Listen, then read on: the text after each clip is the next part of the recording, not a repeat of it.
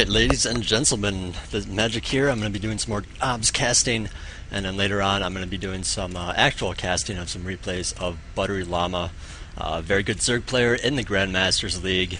And well, let's do some Obs first, just to get warmed up, and then we'll switch over, do some replays here. So let's get started. Go right into Metalopolis. Hopefully the sounds are good. I think I just changed. Yeah, I changed that. Oh, let's put it right there. Whatever. It's probably about right. Just ask yourself, what would you just do? That was the topic of that discussion.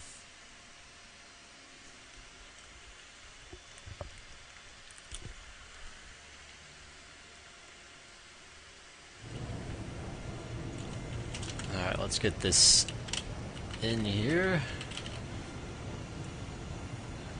Come on, there we go. Alright. Apparently Jesus was a very good, or a decent Zerg player, I should say.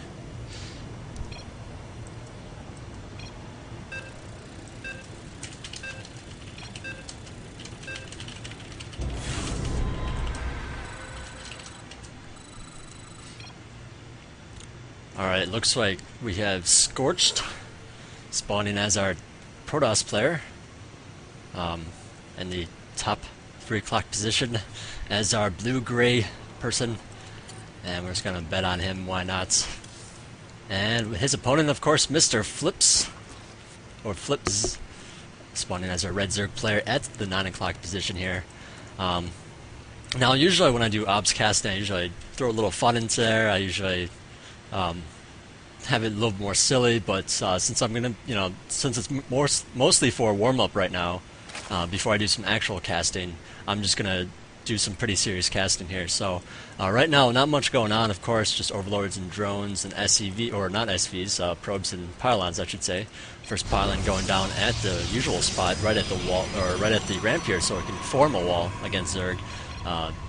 Now, in case you don't know, there's actually 2 different walls you can do here. You can do a gateway or cyber here, and then the other one here, and then put your zealot here. Now, that's actually not that great, because the zealot actually can be attacked by 3 Zerglings then, and Zergling busts are pretty imminent. If Zerg, if I see that, for example, I just try to bust in there in some cases. Looks like he's going to do the better wall, which is to put one building here, and then the next one here, and then you have a bigger narrow spot here, so you put your zealot back here, and then only one Zergling can attack at a time, and that's actually much better. So I do suggest to do that every single time. Just look at the terrain carefully and make that judgment call. I mean, a wall is not just a wall. I mean, you have to do it properly, otherwise you get shit on. So looks like Zerg here going for that fast extractor in the spawning pool. Very typical opening against Protoss.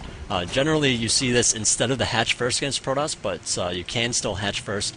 If you can sneak out that drone and hatch first, that does help out quite a bit. That's usually what I'm able to pull off, even in the Masters League. So, some players do block it. It's not really something you see quite as much anymore, but it looks like this probe is going to be blocking it, throwing down a pylon, and all that good stuff. Now, usually, typically, you get 4 Zerglings out after that pool's finished, and then you send a drone down to kill off this probe and expand. Now, if he throws down a pylon, that's pretty much a waste of his money, just because those 4 Zerglings are out. I mean, sure, you can delay it a little bit longer, but I personally don't think it's really all that worth it. So we'll probably see those coming out in just a minute. Looks like just 1 set of Zerglings for now, which will still chase away that probe. If he puts down a pylon, then maybe 4 is much better, but you can get away with 2. So looks like that's what we're going to be seeing. It looks like Scorch here doing a good job putting 2 pylons at the front of his wall. If Zerglings, for whatever reason, busted in there and just killed off the pylon, that's 2 buildings, possibly more buildings than 2, that are going to be unpowered, and that's really just not going to help you out. So, I mean, it's definitely a good idea to put at least 1 more pylon there, just to help that out, make sure that you don't get unpowered, because an unpowered building for Protoss is pretty useless, unless it's a pylon, in which case it's automatically powered anyway, so it's not really unpowered either. So, Alright, so hatchery going up for Zerg. It looks like it looks like 4 Zerglings were spawned. Just one doing a quicker scout, one going after the probe, and then 2 just gonna chill back, possibly take the watchtowers. The other nice thing about getting 4 Zerglings, you can put 2 at the watchtowers. You can have one checking for pylons around your base, and then you can keep one at the front here, so you know whether or not he's pushing out. So, I mean, having 4 is not a bad idea whatsoever. Flips here just kind of make a mistake, losing a couple of Zerglings following that probe, and they died for it. So a little bit of a blunder, not a big one, but I mean, of course, these players are actually playing pretty well already, considering this is an Obs game. Right now, if I had to say, like these guys are probably low masters, high diamond type material right now, just judging by what we've seen so far. Of course, that might not be true, and of course, we actually see a 4-gate here. Now, this is actually kind of weird to see 2 gases. Usually, if you see 2 gases, you don't expect a 4-gate, but it is a 4-gate, so I mean, it looks like he's going to be doing a 4-gate with plenty of sentries. I would suggest going more stalker heavy. Actually, he's doing a 5-gate. Wow. Okay, so total of 5-gate here. Now, okay, 5-gate expand maybe. I don't know. This is totally weird so far. I mean, there is a 5-gate timing that I've seen work out actually really well. Like, you put down 3 gates, make it look like you're doing a 3-gate expand. Instead of getting a nexus, throw down 2 more gates and then do a later 5-gate. And that's actually really, really useful because Zerg see, okay, he has 3 gateways. He has his pylon down here. It looks like he's just gonna do a 4-gate. I mean, it looks like he's gonna do a 3-gate expand, but in fact, he's actually being all in, going with the 5-gate. Now, of course, Scorch here doesn't really have a lot of guys out here. I mean, this looks like it's just not gonna be the best thing. Looks like he's completely walling off here. So I mean, this is pretty much definitely an all-in here. And while he sends his first guys out, where are the other guys? Okay, the Zealots are just chilling at the watchtower, apparently. But I mean, I feel like he doesn't have enough guys. I mean, he's not tip-top masters or anything like that, so I do understand. He probably doesn't have the best build order and all that. But, well, we'll see if he gets this done with. Looks like Zerg already throwing down a couple of spine crawlers. Has plenty of roaches out here and a couple of Zerglings as well. So he's probably going to be just fine against this. I'm not sure if they're listening to the stream or not, so let's see how many viewers. No viewers right now. Not a big deal. Well, looks like this gates is underway. I'm not sure if someone else is ghosting for him either. Because I mean, he did scout the front, but he did not really see anything. He didn't see all these gateways back here. So I mean, he doesn't have an overlord that he sacrificed or anything like that. So I mean, he's really just building all these guys blindly, and in case he didn't attack, that's a big investment for Zerg. And you're not really going to be able to use those guys because you can't really break down that wall very easily, even with roaches, because they have such short range. So, well, it looks like the engagement has happened. It looks like a lot of good force builds happening, keeping all these roaches and queens in the back here. But again, Scorch just does not have a lot of guys here. So, for our 5-gate, this is rather weak. He really needs a lot more stalkers and whatnot. And again, it is kind of strange that he got both gases, because I mean, you really only need 1 gas to do that, and he actually has a lot of chrono boost as well. What I'd actually really like to see is him expand behind this, like throw up a nexus and then attack, because then if it fails, you're still in the game. But, well, it looks like he's just going to fail, and he's not going to have a nexus, so he's pretty much screwed at this point. And Zerg can really just do a lot of damage. Well, actually, you got a few guys up there, and all these roaches are trapped on the bottom here. That's 1 force field keeping them all out. But he is losing a bunch of guys on the top there, taking some extra hits from that spine crawler, but he will get a couple of extra probe kills here. I do wish he kept that sentry at the ramp there, just to do another force field. I'm not sure if he had enough energy for it. And there's a GG. Like I said, 5-gate all in. Even though it's an all in, you can still expand behind it. And then it wouldn't be an all-in, but it'd still be, and it wouldn't be as strong, but I mean, it'd still be a pretty significant attack. So, I don't know, just something you might want to consider if you're doing a 5-gate like that. Yesterday, someone pointed out that it's the Kiwikaki 5-gates build. I'm not sure if he tried to do that. Looks like he wants 4-gate, but he was just way too late, so he's like, okay, what am I going to do? Every time he 3-gate expands, okay, he gets roach linked. Okay, that's pretty common too. Well, either way, it is an actual strategy that you can do. It's just not something that I would highly recommend, but I mean, it's still worth it. I mean, it's just Zerg happened to have a lot of guys, and he didn't even scout it, so he just kind of flipped a coin and got enough guys. If Protoss decided, okay, I'm just not going to 5-gate, just throw it on expansion, defend it, he would have been perfectly fine. He would have been able to keep the game going. He would have had plenty of units to defend it as long as he didn't tech at the same time, and that would have been, you know, a really good play because Zerg would be behind economically, and then he would have to push, and you know, because he had all those units, you know, you gotta pretty much, as Zerg, you pretty much have to use like those units.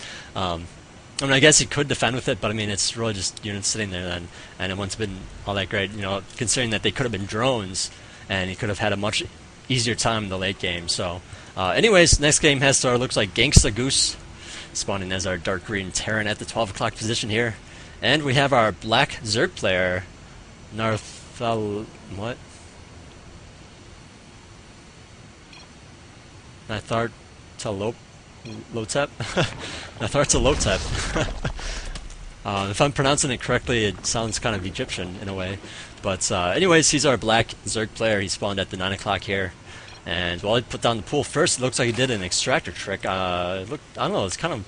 Okay, it is an early pool, that's what it is. I was like, why would he do an extractor trick at like 13 or 14 when you obviously have the food already? Well, the answer is, well, he's not getting... You know, he's getting a faster pool than that. He's getting the at 11. Actually, it's probably 10. It looked like there was a 10 pool, and then extractor trick to 11, and then overlord, or maybe overlord and an extractor trick to get out an extra probe while it's doing that. So actually, this probably might be an 8 pool. It actually got up really fast, so I'm actually thinking it's an 8 pool. Now, a lot of players think that you put the pool on 8s until you have 7 food of 10, and you spilled Zerglings when it finishes. But you can actually throw down two more drones, a forward and overlord, and then right when the overlord comes out, you can get your 3 sets of Zerglings. So I mean, you can actually get up 2 extra drones and an overlord in that time, and that makes it much less all-in. And it looks like that's pretty much what he did. Not really something I'd recommend against Terran, just because well, they can wall off like this, and then they're perfectly safe. You know, if they scout it whatsoever, then they're perfectly safe, which is exactly why you pretty much see a hatch first against Terran. And that's actually what I'd recommend in these close positions even. You know, people say, okay, this just the 2 racks are so strong, you know, I should probably get a pool up sooner. And the fact is, with this hatchery down here, you know, it's more of a safer area to put Zerglings, and then you can't bunker as easily. You know, if he puts on a bunker late, you know, the hatchery's already up. And, you know, units go faster on creep, so that helps, and then you get your queen out, and that helps, and then you put down a spine crawler even, and that helps even more. So, I mean, there's a lot of things that really can help it. Otherwise, you're trying to kill guys on the ramp. They can push up and down the ramp as they please, and if you don't have the Zergling speed, that's going to be really tough to deal with. So, I mean, I don't think the timing works out so that you get the Zergling speed right as it happens. I think the Marines get there first, and then if he just throws down a couple bunkers at your ramp, you're totally screwed. Totally screwed. Then, of course, you need your spine crawlers to help kill it off, and then maybe you want a Nidus, maybe you want a Muta, something like that. And then it's not very strong because you're only 1 base, and yeah, it's ugly. So, I mean, you don't want to get into that predicament. You want to have that hatchery out, and I don't know, to me, I feel like that's a much better play. So anyways, back to the game here. Looks like Gangsta Goose added on reactor, just getting out a couple of Marines, as well as that's factory and a couple more barracks here. So he's not going to be going starport with this. Generally speaking, if you see a gas first from Terran, and you don't usually see a gas first in these positions, usually it is a 2 barracks play, but since it was a gas, I'm pretty sure it was a gas after the barracks here, you can pretty much assume it's going to be Hellion and then Banshee afterwards, but that's not what all players do. So I mean, that's just pretty much what you have to prepare for. Get up, like for me, that means delaying the gas, getting up a lot of extra spine crawlers, getting up a evolution chamber right here, put a spine crawler here. The Hellions can't go up then, and then you can just put your drones up to the top when you see the Hellions. So I mean, I like that play quite a bit, but at the same time, if someone does a push with Marines and Hellions, and you know, like a ton of Marines and Hellions, then it's really, really ugly. So I don't know, it's just a little bit harder to defend it. So anyways, it looks like Gangsta Goose, you know, going with that tank. So I believe it's going to be Marines and tanks, pretty much not going to be going with harassment, just getting the tanks up right away, which I do like quite a bit. I mean, it's just so easy to predict that he's going to be going Banshee, and then you're not going to be able to really do any damage with it. So I mean, you might as well just go straight to tanks and just get a later expansion. Now, of course, the Hellions and the Banshees pretty much allow you to get up an expansion, and that's really nice. And that's regardless if... just Hellions, actually, if you just get Hellions, you can usually do that. Of course, you don't lose the Hellions. You need to have,